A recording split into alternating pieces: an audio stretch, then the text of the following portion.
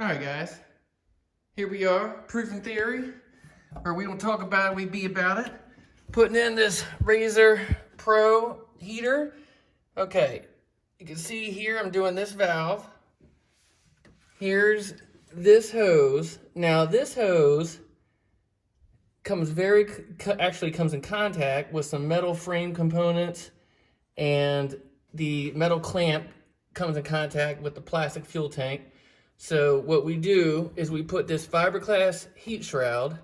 It will unravel and you cannot burn the ends. So you have to use like a battery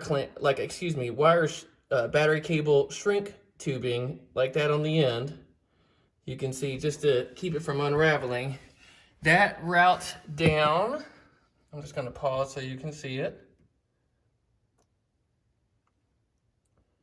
All right. And this routing is per the Polaris instructions. And that routes down. Here it is continued from this view. All right. And then I have not shrunk this piece yet, but I wanted to show you the Gator power clamp. There it is. All right, that's how it works. I just heated it up, and here is the size I used, part number. And then you can see the end of this fiberglass shroud. So you just take your battery cable size shrink wrap, put it over there, right there, halfway. Get my trusty heat gun.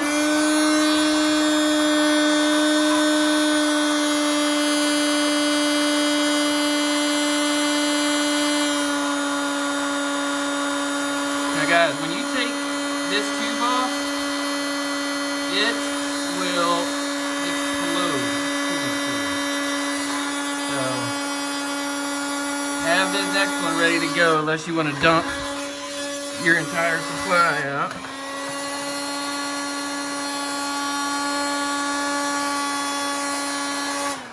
All right, so there we go.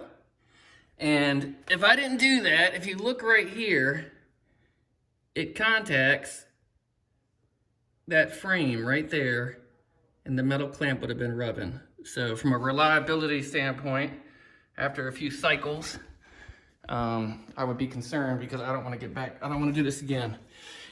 And you can see here that you just get, this hose is going to be discarded. You can't do that to a hose you're going to use again. All right, you'll damage it. But this hose is going to be discarded just to make sure I didn't dump all my coolant out. I just clamped it. And then this one right here, coming from the top, will install there. Okay, so I wait till everything's ready and then switch them out. And that's how we do it. All right guys, proven theory, just showing you the other hose. You can see the thermoplastic Gates power grip clamp. You know it's done when there's a little bit of a shiny surface that develops.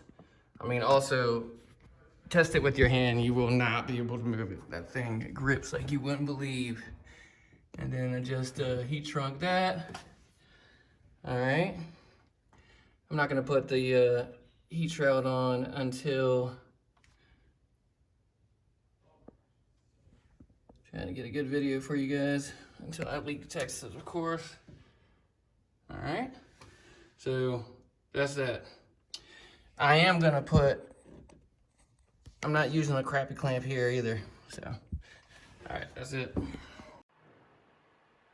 All right, guys, about to button it up. Just wanted to show you real quick all the routing. Okay, so we got that right there.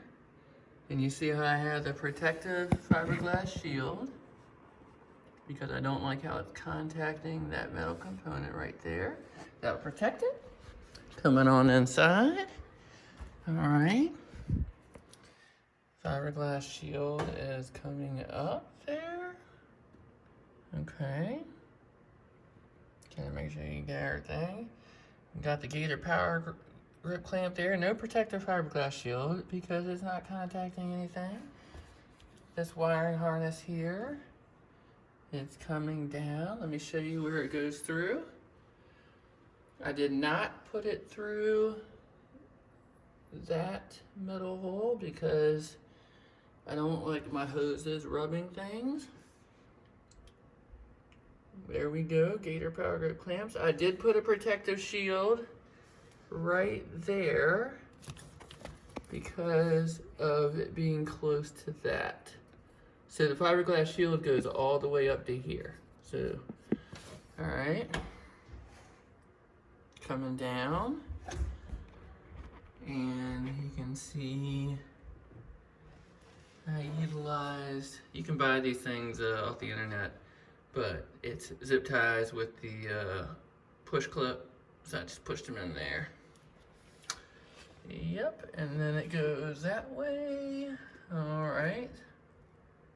So just trying to make sure you guys see the routing. All right.